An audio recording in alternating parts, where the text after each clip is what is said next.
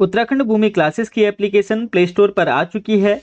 आप इसको डाउनलोड कर सकते हैं, जहां पर आपको यूके त्रिपल की सभी भर्तियों की तैयारी कराई जाती है, जैसे वन दरोगा, पुलिस कांस्टेबल, फॉरेस्ट गार्ड, व्यक्तिगत सहायक, कनिष्ठ सहायक और भी अन्य ग्रुप सी भर्तियां की तैयारी सुचारू रूप से चालू कर दी जा चुकी है। एक मिनिमम फीस के साथ यहाँ पर आपको मिलता है daily classes, weekly mock test, PDF notes और डाउट सेशन।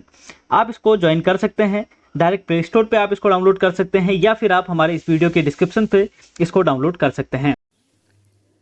नमस्कार दोस्तों, स्वागत है आपका उत्तराखंड भूमि क्लासेस में। आज हम कुछ एमसीक्यूज़ पढ़ने वाले हैं। अभी तक हमने जितने भी चैप्टर्स पढ़े हैं उन सभी चैप्टर्स के हम एमसीक्यूज़ अब देखेंगे। तो इसमें केमिस्ट्री का जो पहला चैप्टर है, मैटर इन आवर सराउंडिंग्स, उसके हम कुछ एमसीक्यूज़ पढ़ने वाले हैं। इसमें पहला है, in all the 3 states of water, यानी ice, liquid and vapour, chemical composition of water. तो यहाँ पूछा हुआ है कि पानी की जो 3 स्टेट होती हैं, अलग अलग जो स्टेट होती हैं पानी की, जैसे आइस है या लिक्विड है या वेपर है, इन तीनों अलग अलग स्टेट में पानी का जो केमिकल कंपोजिशन होता है वो कैसा होता है, ये पूछा गया है। और 4 ऑप्शन दिए हुए हैं। पहला है वेरी डिफरेंट, यानी जो कंपोजिशन है वो हर स्टेट में डिफरेंट होगा। ऑप्शन बी है रिमेन्स सेम, यानी जो कंपोजिशन है वो तीनों ही स्टेट में सेम रहे। Sometimes same and sometimes different, यानी कभी कभी वो सेम रहे और कभी कभी अलग हो, या फिर नन ऑफ द अबव। ये 4 ऑप्शन दिए हुए हैं। तो यहाँ पर पूछा गया है कि जो वाटर है, यानी जो H2O है, तो H2O का जो केमिकल कंपोजिशन होता है, क्या वो बदल जाता है बर्फ़ में और पानी में और वाष्प में?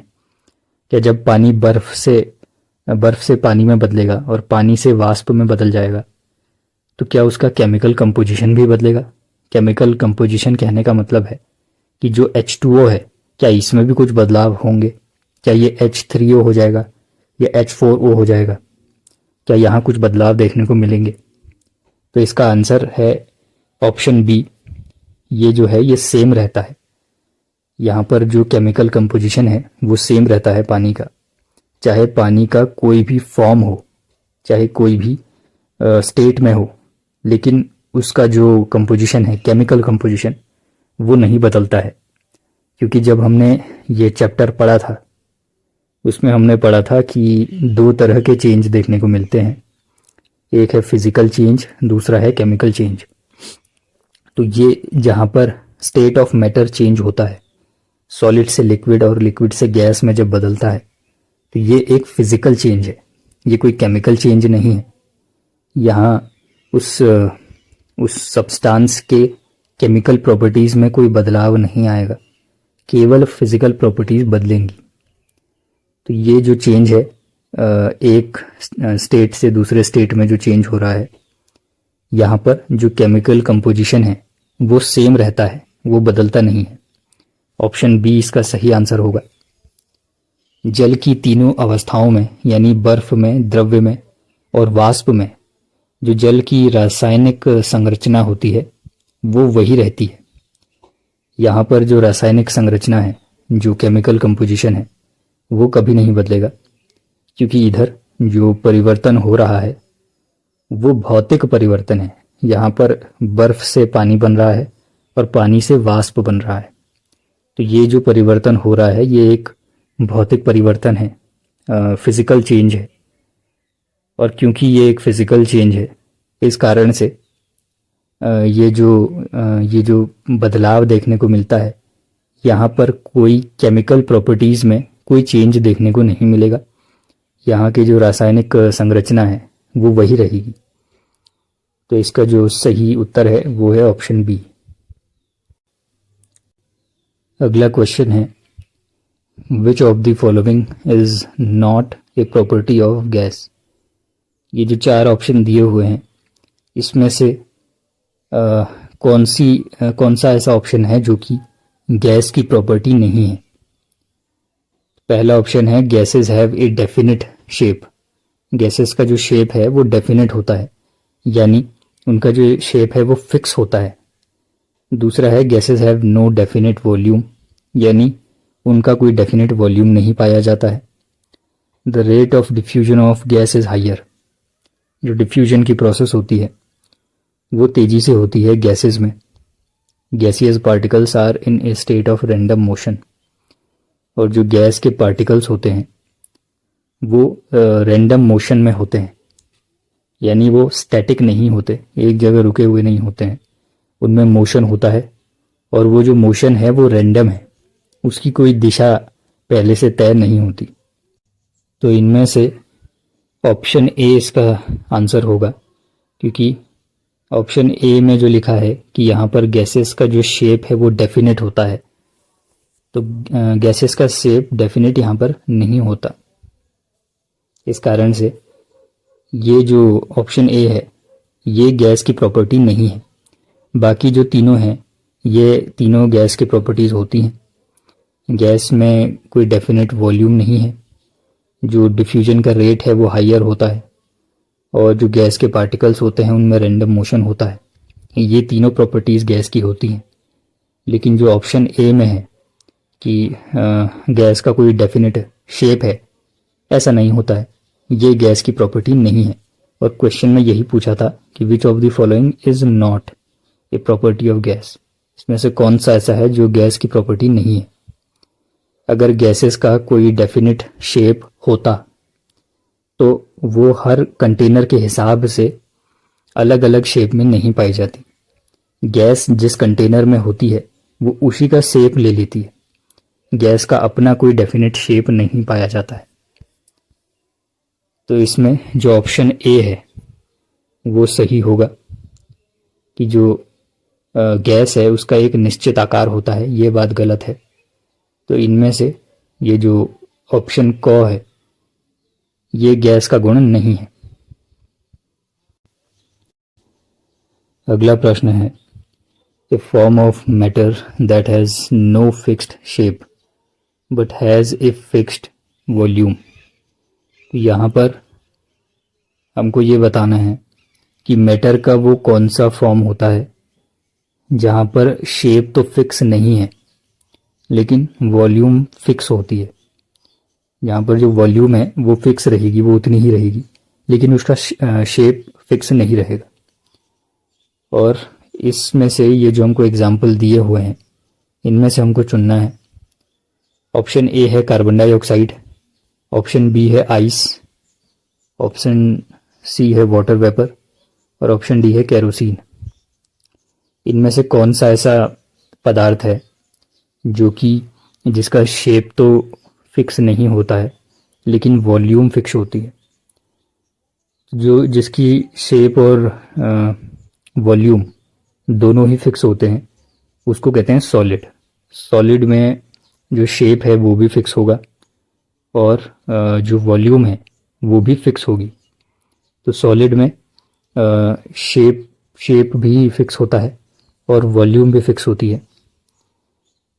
गैस में क्या होता है, गैस में भी जो शेप होता है वो फिक्स नहीं है और गैस का जो वॉल्यूम है वो भी फिक्स नहीं होता है। और लिक्विड स्टेट में जो शेप है वो फिक्स नहीं होती लेकिन वॉल्यूम यहाँ पर फिक्स रहता है। तो इसका जो आंसर है वो है लिक्विड, क्योंकि यहाँ पूछा गया है कि मैटर की वो फॉर्म जहाँ पर जो शेप है वो फिक्स नहीं है लेकिन वॉल्यूम फिक्स है। गैस की कैटेगरी में ऐसा नहीं होता है। गैस में दोनों ही फिक्स नहीं होते, न शेप फिक्स होता ना वॉल्यूम फिक्स होती। लेकिन लिक्विड में जो शेप है वो तो फिक्स नहीं है लेकिन वॉल्यूम फिक्स होती है। अगर 1 लीटर है तो वो 1 ही लीटर रहेगा अगर हम उसको किसी दूसरे कंटेनर में डाल दें। अगर इस कंटेनर में 1 लीटर है और हम इसी को दूसरे कंटेनर में डाल दें तो जो वॉल्यूम है वो उतना ही रहेगा, वो 1 ही लीटर रहेगा। वॉल्यूम बदल के 3 लीटर नहीं हो जाएगा। लेकिन जो शेप होता है वो फिक्स नहीं होता है। तो यानी जो भी इसमें से लिक्विड फॉर्म में होगा वो इसका आंसर है। कार्बन डाइऑक्साइड तो लिक्विड फॉर्म में नहीं है, आइस सॉलिड में है, वाटर वेपर भी गैस फॉर्म में है। तो इसका जो सही आंसर होगा वो है ऑप्शन डी, केरोसिन, क्योंकि केरोसिन लिक्विड फॉर्म में है। तो लिक्विड में जो शेप है वो फिक्स नहीं होता, लेकिन जो वॉल्यूम है वो फिक्स रहती है। तो इसका जो उत्तर है वो है केरोसिन, पदार्थ का एक रूप जिसका कोई निश्चित आकार नहीं है, लेकिन जो आयतन है वो निश्चित होता है। ऐसा द्रव्य रूप में होता है, लिक्विड फॉर्म में होता है। और ये जो हमें ऑप्शन दिए हुए हैं इनमें से केवल केरोसिन है जो लिक्विड फॉर्म में पाया जा रहा है। तो इस प्रश्न का उत्तर है केरोसिन। अगला प्रश्न है, when heat is constantly supplied by a burner to boiling water, then the temperature of the water during vaporization। यहाँ पर पूछा गया है कि अगर एक कंटेनर में हम पानी रखें और उसको लगातार बॉईल करते रहें, तो वो जो हम हीट सप्लाई कर रहे हैं लगातार, उसके कारण जो टेम्परेचर है क्या वो बढ़ेगा या नहीं बढ़ेगा वेपराइजेशन के दौरान। यानी एक कंटेनर लिया है और उस कंटेनर में पानी रखा है और उसको लगातार हीट सप्लाई की जा रही है, लगातार उस पानी को गर्म किया जा रहा है, तो उसको जो हीट मिल रही है उससे उसका तापमान बढ़ेगा। लेकिन यहाँ पर वेपराइजेशन हो रहा है, वो जो पानी है वो वाष्प में बदल रहा है। तो जब पानी वाष्प में बदलेगा, यानी जब वेपराइजेशन की प्रोसेस चल रही है, क्या उस प्रोसेस के दौरान तापमान पर क्या असर पड़ेगा, ये पूछा जा रहा है। यहाँ पर ये नहीं कहा जा रहा है कि पानी को सिर्फ गर्म कर रहे हैं, यहाँ ये कहा जा रहा है कि पानी गर्म होकर के वाष्प में बदल रहा है, वहाँ पर वेपराइजेशन की प्रोसेस हो रही है। तो वेपराइजेशन की प्रोसेस के दौरान टेम्परेचर पर क्या असर पड़ेगा। तो इसका जो उत्तर है वो है option D, does not rise at all. यहाँ पर जो तापमान है वो नहीं बढ़ेगा, जो तापमान है वो उतना ही रहेगा। क्यों, ऐसा क्यों होगा? क्योंकि जो हम हीट एनर्जी दे रहे हैं पानी को, वो जो हीट एनर्जी है वो काइनेटिक एनर्जी में बदल रही है, जिसके कारण फिर वेपराइजेशन हो रहा है। तो क्योंकि वहाँ पर वेपराइजेशन हो जा रहा है, हीट एनर्जी काइनेटिक एनर्जी में बदल करके पानी को वेपर बना रही है, इस कारण से जो तापमान है वो बढ़ेगा नहीं, तापमान उतना ही रहेगा। क्योंकि तापमान तब बढ़ेगा जब हम हीट दे रहे हों और वो जो हीट एनर्जी है उसकी वजह से तापमान बढ़ जाए। लेकिन यहाँ पर क्या हो रहा है, जो हम हीट दे रहे हैं वो हीट एनर्जी के रूप में स्टोर्ड नहीं हो रही है, वो हीट एनर्जी काइनेटिक एनर्जी में बदल जा रही है। तो क्योंकि जो हीट एनर्जी हमने दी वो काइनेटिक एनर्जी में बदल गई, तो तापमान वही रहेगा जो कि बॉइलिंग के दौरान है, जो वेपराइजेशन से पहले हो रहा था। तो वेपराइजेशन से पहले जो तापमान रहेगा उतना ही तापमान रहेगा वेपराइजेशन के दौरान भी, क्योंकि बाकी जो एक्स्ट्रा हीट मिल रही है, जो हमने लगातार कॉन्स्टेंटली सप्लाई कर रहे हैं, वो जो एक्स्ट्रा हीट है वो तो काइनेटिक एनर्जी में बदल गई, तो जो तापमान है वो उतना ही रहेगा, तापमान यहाँ पर बढ़ेगा नहीं। तो बाकी जो ऑप्शन है जैसे राइजेज वेरी स्लोली, कि बहुत धीरे धीरे तापमान बढ़ेगा, ये गलत है। Rises rapidly until steam is produced, और ये धीरे धीरे बढ़ेगा जब तक कि स्टीम ना बन जाए, ये भी गलत है। क्योंकि यहाँ ड्यूरिंग वेपराइजेशन पूछा है, वेपराइजेशन से पहले नहीं पूछा है। First rises then become constant, ये भी ऑप्शन गलत है। इसका सही ऑप्शन है ऑप्शन डी, कि यहाँ पर जो तापमान है वो नहीं बढ़ेगा, क्योंकि जो हीट एनर्जी है वो काइनेटिक एनर्जी में बदल जाएगी। जब उबलते पानी की बर्नर द्वारा लगातार गर्मी की आपूर्ति की जाती है, तो वाष्पीकरण के दौरान पानी का तापमान बिल्कुल नहीं बढ़ता। ये सही उत्तर है, क्योंकि यहाँ पर जो हीट एनर्जी आ रही है वो काइनेटिक एनर्जी में बदल रही है, जिसकी वजह से जो पानी है वो लिक्विड फॉर्म में है, तो उसके बीच में जो इंटरमोलिक्यूलर फोर्स ऑफ अट्रैक्शन होगा वो वो टूटेगा, उनके बीच का जो बॉन्ड है वो टूटेगा। तो वो जो हीट है वो उस बॉन्ड को तोड़ने के लिए काम आएगी, ना कि तापमान को बढ़ाने के लिए। तो यहाँ पर जो तापमान है वो नहीं बढ़ता है, क्योंकि जो हीट मिल रही है वो हीट लिक्विड के जो दो मॉलिक्यूल होते हैं उन मॉलिक्यूल्स के बीच का जो बॉन्ड है उस बॉन्ड को तोड़ने का काम करती है। उस बॉन्ड को तोड़ने के लिए वो हीट एनर्जी इस्तेमाल होती है।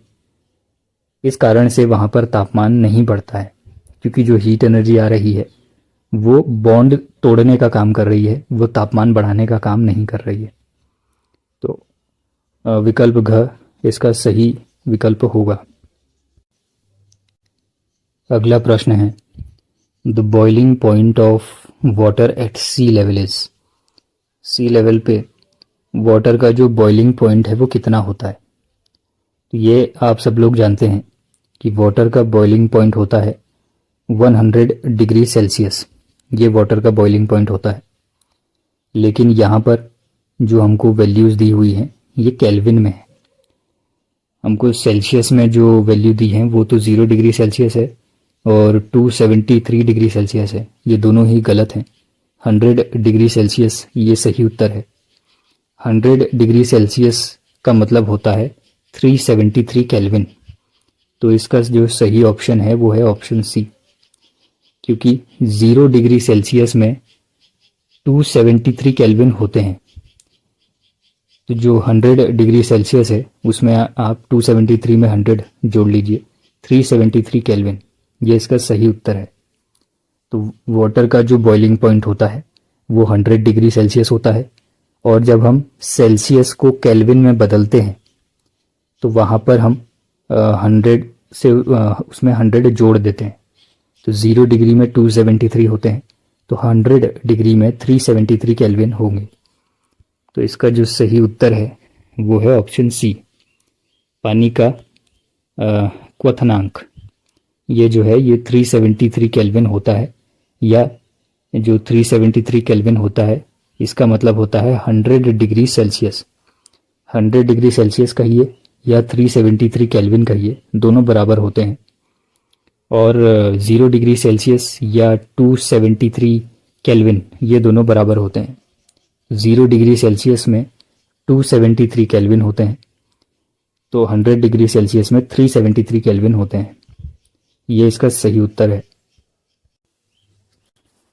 अगला प्रश्न है, the process in which solid is directly converted to vapour is called. तो यहाँ पर यह पूछा गया है कि जब कोई सब्सटेंस सॉलिड से सीधा गैस फॉर्म में कन्वर्ट हो जाता है बिना लिक्विड फॉर्म में बदले, उस प्रोसेस को क्या कहा जाता है। उस प्रोसेस को कहते हैं सब्लिमेशन।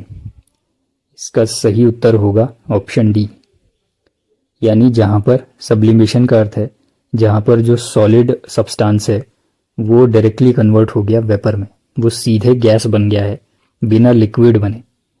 जैसे पानी में होता है कि बर्फ़ है तो बर्फ़ सीधे वाष्प नहीं बनती है, बर्फ़ पहले पानी बनती है और जब पानी को और हीट किया जाता है तो फिर पानी वाष्प बनता है। लेकिन ये जो प्रोसेस है सब्लिमेशन, यहाँ पर जो सॉलिड होता है वो सीधा गैस बन जाता है। सॉलिड पहले लिक्विड में नहीं बदलता, सॉलिड सीधा गैस में बदल जाता है। तो ये इसका सही उत्तर है। वेपराइजेशन क्या होता है। वेपराइजेशन मतलब जहाँ पर जो लिक्विड स्टेट है वो गैस स्टेट में बदल रही है। जब पानी भाप बन जाता है उसको इवेपोरेशन कहते हैं। तो वेपराइजेशन का मतलब है जहाँ पर लिक्विड से गैस में बदल रहा है, वो है वेपराइजेशन। सॉलिडिफिकेशन होता है जहाँ पर जो लिक्विड होता है वो सॉलिड में बदल जाता है, इसको कहते हैं सॉलिडिफिकेशन। और कंडेंसेशन में जो गैस स्टेट होती है ये लिक्विड स्टेट में बदलती है। और सब्लिमेशन अभी हमने पढ़ा कि जहाँ पर सॉलिड सीधा गैस स्टेट में बदल जाता है, यहाँ बीच में कोई लिक्विड स्टेट नहीं आती है। तो ये इन सब की परिभाषा है। वेपराइजेशन मतलब जब लिक्विड गैस में बदल जाए, सॉलिडिफिकेशन मतलब जब लिक्विड सॉलिड में बदल जाए, कंडेंसेशन मतलब जब गैस लिक्विड में बदले, और सब्लिमेशन मतलब जहां पर solid state directly gas state में बदल गई है, बीच में कोई लिक्विड स्टेट नहीं है, इसको कहते हैं सब्लिमेशन। तो इसका जो सही उत्तर है वो है विकल्प डी, ऊर्ध्वपातन। तो ऊर्ध्वपातन क्या होता है? वह प्रक्रिया जिसमें ठोस पदार्थ सीधे वाष्प अवस्था में परिवर्तित हो जाता है, बीच में कोई लिक्विड नहीं होता। जैसे कि इसका एक कुछ एग्जाम्पल हैं, जैसे कपूर होता है या नेफ्थलीन होते हैं। ये कुछ एग्जाम्पल हैं जो सीधा सॉलिड से गैस में बदल जाते हैं, यहाँ पर कोई लिक्विड स्टेट शामिल नहीं होती है। और वाष्पीकरण और ये जो तीनों ऑप्शन हैं इनकी भी परिभाषा हम पढ़ चुके हैं। वाष्पीकरण मतलब जहाँ लिक्विड से गैस हो जाए, और फ्रीजिंग यानी सॉलिडिफिकेशन, इसका मतलब है जब लिक्विड सॉलिड में बदल जाए, और संघनन कंडेंसेशन का मतलब है जब गैस लिक्विड में बदल जाए। तो इसका जो सही उत्तर है इस प्रश्न का यह है ऑप्शन डी, ऊर्ध्वपातन, जहाँ पर जो ठोस पदार्थ है, जो सॉलिड है, वो सीधा गैस में परिवर्तन उसका हो जाता है, वहाँ बीच में कोई लिक्विड स्टेट नहीं मौजूद होती। तो इसका सही उत्तर है ऑप्शन डी। अगला प्रश्न है, the solid which undergoes sublimation is, इन चारों में से ऐसा कौन सा सॉलिड पदार्थ है जहां पर सब्लिमेशन की प्रोसेस होती है, मतलब जहां जो सॉलिड है वो सीधा गैस में बदल जाता है। ऐसा कौन सा है इन चारों में से? आइस क्यूब तो नहीं है, क्योंकि जो आइस क्यूब होती हैं, जो बर्फ के टुकड़े होते हैं, वो सीधा गैस में नहीं बदलते। बर्फ का टुकड़ा पहले लिक्विड में बदलता है, उसके बाद वो गैस में बदलता है जब उस लिक्विड को और हीट किया जाए। सोडियम क्लोराइड और पोटेशियम क्लोराइड भी इसका उत्तर नहीं हो सकते हैं, क्योंकि यहाँ पर सब्लिमेशन की प्रोसेस नहीं होती है। ये जो दोनों पदार्थ हैं ये सॉलिड से गैस में नहीं बदलते हैं। और आइस क्यूब ये भी सॉलिड से गैस नहीं बदलता। आइस पहले लिक्विड स्टेट में बदलती है वाटर के रूप में, उसके बाद वो गैस फॉर्म में बनती है। इसका जो सही उत्तर है वो है ऑप्शन बी, नेफ्थलीन। ये जो आपको यहाँ पर डायग्राम में दिखाया गया है, जो नेफ्थलीन है ये सॉलिड से सीधे गैस में बदल जाती है। यहाँ पर लिक्विड स्टेट में कोई ट्रांजिशन नहीं देखने को मिलता। तो इसका जो सही उत्तर है वो है नेफ्थलीन, क्योंकि जो नेफ्थलीन है वो उसमें जो ऊर्ध्वपातन की जो प्रक्रिया है वो नेफ्थलीन में देखने को मिलती है। यानी जो नेफ्थलीन है वो सॉलिड से डायरेक्टली गैस में बदल जाता है, यहाँ पर बीच में कोई भी लिक्विड स्टेट नहीं पाई जाती। पर जो बाकी जो ऑप्शन दिए हुए हैं ये ऐसा नहीं कर सकते हैं, ये सीधा सॉलिड से गैस में नहीं बदल सकते हैं। तो इस प्रश्न का सही उत्तर है ऑप्शन बी, नेफ्थलीन। अगला प्रश्न है, which of the following is most suitable for summer. गर्मियों के मौसम में इनमें से सबसे ज़्यादा सूटेबल क्या होता है? कॉटन, नाइलॉन, पॉलिस्टर या फिर सिल्क? इसका सही उत्तर होगा ऑप्शन ए, कॉटन। जो कॉटन जो मटेरियल है वो गर्मियों में सबसे सूटेबल रहता है, क्योंकि वो हीट को ट्रैप नहीं करता है, वो गर्मी को सोखता नहीं है, जिसकी वजह से जो गर्मी है वो शरीर तक ज़्यादा मात्रा में नहीं पहुंचती है। और जो कॉटन होता है ये बड़ा ब्रीदेबल होता है, यानी यहाँ से जो एयर है वो आराम से पास हो सकती है। तो इसमें एयर को पास होने के लिए भी कोई दिक्कत नहीं होती, और ये गर्मी को सोखता नहीं है। तो गर्मियों में कॉटन के कपड़े सबसे बेहतर होते हैं। नाइलॉन, पॉलिस्टर, ये जो दो मटेरियल हैं ये सिंथेटिक मटेरियल हैं, और ये गर्मी को ट्रैप कर लेते हैं, ये गर्मी को सोख लेते हैं, जिस कारण से गर्मियों में इस तरह के कपड़े बेहतर नहीं होते। क्योंकि ये गर्मी को सोख देते हैं और यहाँ से जो हवा है वो भी ढंग से पास नहीं हो सकती है। और यही सेम केस सिल्क में भी है। सिल्क से भी जो हवा है वो पास नहीं हो पाती और जो सिल्क मटेरियल है वो शरीर से चिपकता ज़्यादा है, जिस कारण से गर्मियों में क्योंकि पसीना ज़्यादा होता है तो उस कारण से ये जो कपड़ा है सिल्क ये ज़्यादा चिपकने लगता है। उस कारण से जो सिल्क है वो भी गर्मियों में ज़्यादा सूटेबल नहीं होता है। तो इसका सही उत्तर है कॉटन। कॉटन ही गर्मियों में सबसे ज़्यादा उपयुक्त है। निम्नलिखित में से कौन गर्मियों के लिए सबसे उपयुक्त है? इसका उत्तर है विकल्प क, कपास, क्योंकि यहाँ पर जो गर्मी है उसको ये अवशोषित नहीं करता और हवा को भी पास होने देता है। इस कारण से गर्मियों में जो सबसे बेहतरीन कपड़े होते हैं वो कपास के होते हैं, यानी कॉटन के होते हैं। अगला प्रश्न है, kinetic energy of molecules is directly proportional to. जो मॉलिक्यूल्स की काइनेटिक एनर्जी होती है वो डायरेक्टली प्रोपोर्शनल किससे होती है? टेम्परेचर से, प्रेशर से, या फिर दोनों से? तो इसका सही उत्तर है ऑप्शन ए, टेम्परेचर। यहाँ पर जो काइनेटिक एनर्जी है वो टेम्परेचर के ही डायरेक्टली प्रोपोर्शनल होती है। इसका जो काइनेटिक थ्योरी होती है उसके अनुसार काइनेटिक एनर्जी जिसको हम के ई से रिप्रेजेंट करते हैं वो डायरेक्टली प्रोपोर्शनल होती है टेम्परेचर के। तो ये काइनेटिक थ्योरी में आपने पढ़ा होगा। तो इसका सही उत्तर है ऑप्शन ए, टेम्परेचर। जैसे जैसे टेम्परेचर बढ़ेगा वैसे ही काइनेटिक एनर्जी भी बढ़ेगी। प्रेशर बढ़ने से काइनेटिक एनर्जी नहीं बढ़ती है। तो काइनेटिक एनर्जी प्रेशर के डायरेक्टली प्रोपोर्शनल नहीं है, वो टेम्परेचर के डायरेक्टली प्रोपोर्शनल होती है। जैसे जैसे तापमान में वृद्धि होती है वैसे वैसे जो अणुओं की गतिज ऊर्जा है वो भी बढ़ती है। तो जो काइनेटिक एनर्जी है वो तापमान से डायरेक्टली प्रोपोर्शनल होती है। इसका सही उत्तर है ऑप्शन ए। अगला प्रश्न है, which of the following does not affect rate of evaporation.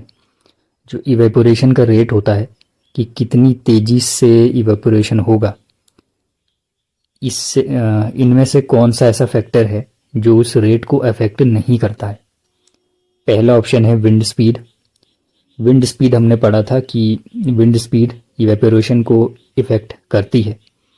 अगर विंड स्पीड ज़्यादा होगी तो जो इवेपोरेशन होता है वो भी ज़्यादा होता है, यानी जल्दी होता है। तो रेट ऑफ इवेपोरेशन तेज होता है विंड स्पीड के तेज होने से, क्योंकि जब विंड स्पीड तेज होती है तो सरफेस पर जो लिक्विड मॉलिक्यूल होते हैं वो जल्दी से वेपर में बदल जाते हैं, जिसके कारण इवेपोरेशन तेज होता है। दूसरा ऑप्शन है सरफेस एरिया। सरफेस एरिया भी इवेपोरेशन को अफेक्ट करेगा, क्योंकि अगर सरफेस एरिया ज़्यादा होगा तो इवेपोरेशन भी जल्दी होता है और सरफेस एरिया कम होगा तो इवेपोरेशन भी स्लो होता है। तो सरफेस एरिया भी अफेक्ट करता है। टेम्परेचर भी अफेक्ट करता है इवेपोरेशन को। अगर टेम्परेचर ज़्यादा होगा तो जो मॉलिक्यूल्स हैं, लिक्विड मॉलिक्यूल्स हैं, उनके बीच की जो बॉन्ड है वो जल्दी टूटेगी, क्योंकि वहाँ पर टेम्परेचर के बढ़ने के कारण काइनेटिक एनर्जी बढ़ेगी, जिसके वजह से जो मॉलिक्यूल्स हैं वो ज़्यादा तेज़ी से इवेपोरेट होंगे। तो टेम्परेचर भी रेट ऑफ इवेपोरेशन को इफ़ेक्ट करेगा। तो इसका जो सही आंसर है वो है ऑप्शन डी, क्योंकि जो इनसॉल्यूबल हैवी इम्प्योरिटीज़ होती हैं वो इवेपोरेशन पर कोई अफेक्ट नहीं डालती हैं। इनके कारण इवेपोरेशन पर कोई प्रभाव नहीं पड़ता। तो इसका जो सही उत्तर है वो है ऑप्शन डी, अघुलनशील भारी अशुद्धियाँ। ये वाष्पीकरण की दर को प्रभावित नहीं करती हैं। बाकी जो हवा की गति है, सतह का क्षेत्र है, तापमान है, ये तीनों ही वाष्पीकरण की दर को प्रभावित करेंगे। केवल यही जो वाष्पीकरण की दर है उसको प्रभावित नहीं करेगा, बाकी तीनों ही प्रभावित करते हैं। तो इस प्रश्न का सही उत्तर है ऑप्शन डी, अघुलनशील भारी अशुद्धियां।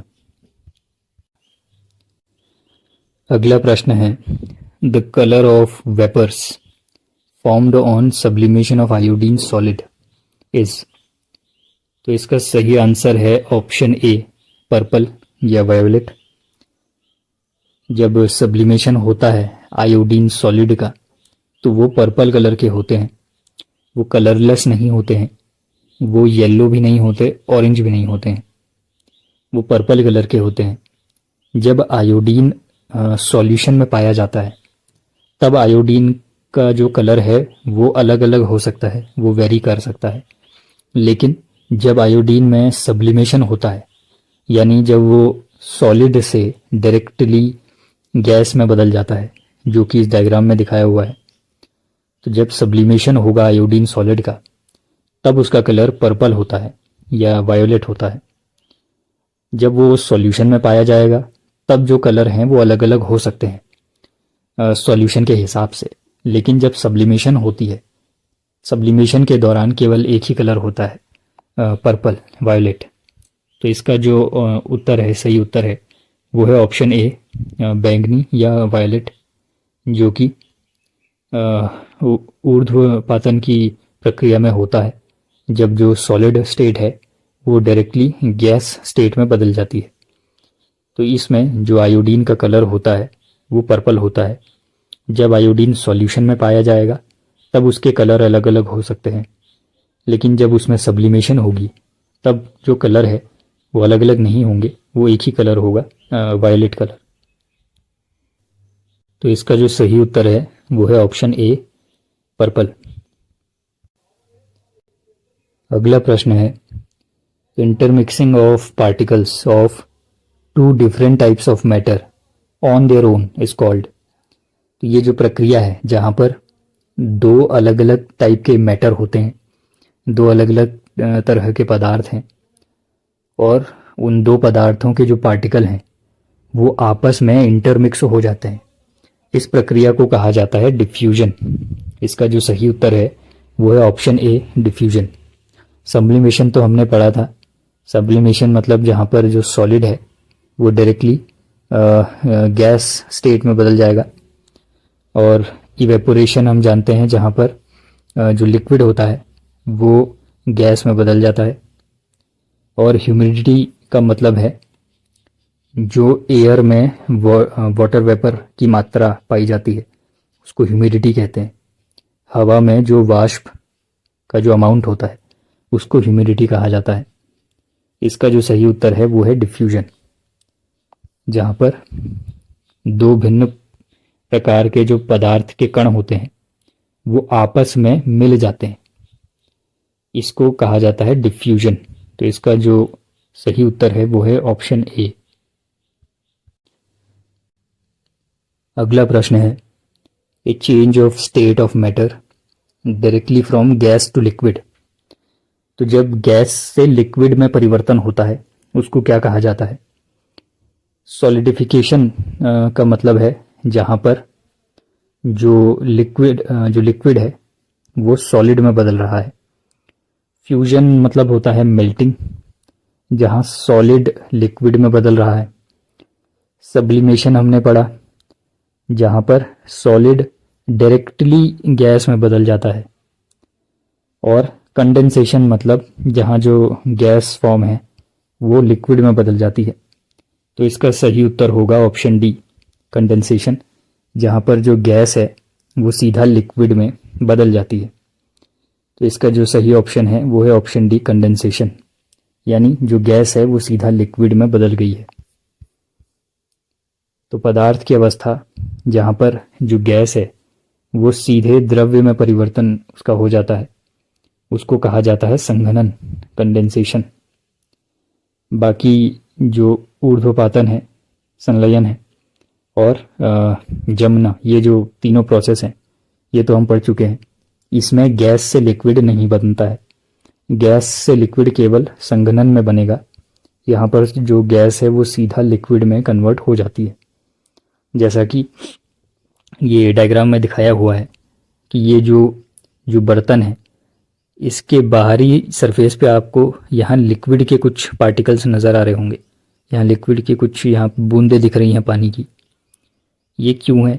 जो एटमॉस्फेयर है वहाँ पर जो गैस मौजूद है वो गैस लिक्विड में कन्वर्ट हो गई है जब वो एक ठंडे सरफेस के कांटेक्ट में आई है।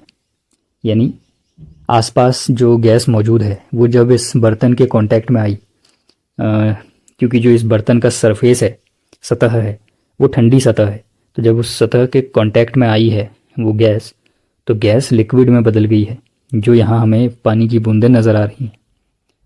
इसको कंडेंसेशन कहा जाता है, जहाँ पर गैस लिक्विड में बदल जाती है।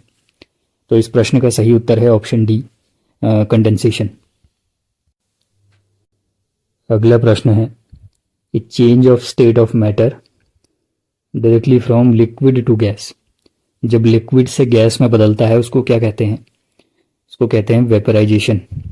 इसका सही उत्तर होगा ऑप्शन सी। फ्यूजन का मतलब हो गया मेल्टिंग, यानी सॉलिड से लिक्विड में बदल जाना। ह्यूमिडिटी का मतलब हो गया, जो अभी हमने पढ़ा था कि एयर में कितनी वाटर वेपर मौजूद है, हवा में कितना जो वाष्प है उसके कितने कण मौजूद है हवा में, इसको ह्यूमिडिटी कहा जाता है, यानी नमी कहा जाता है। और ऑप्शन सी है वेपराइजेशन, जहाँ पर लिक्विड स्टेट से गैस स्टेट में परिवर्तन होता है। तो जब लिक्विड से गैस में परिवर्तन होगा उसको वेपराइजेशन कहा जाता है, जो कि आपको यहाँ डायग्राम में भी दिखाया गया है। तो इस प्रश्न का सही उत्तर है ऑप्शन सी, यानी वाष्पीकरण, जब द्रव्य से सीधे गैस में पदार्थ की अवस्था परिवर्तित हो जाती है। तो आज की वीडियो में हमने जो केमिस्ट्री का पहला चैप्टर है, मैटर इन आवर सराउंडिंग्स, इसकी कुछ एमसीक्यूज़ हमने पढ़े हैं। इसके बाद अगर कुछ और एमसीक्यूज़ बचे होंगे तो वो हम पार्ट 2 में पढ़ेंगे।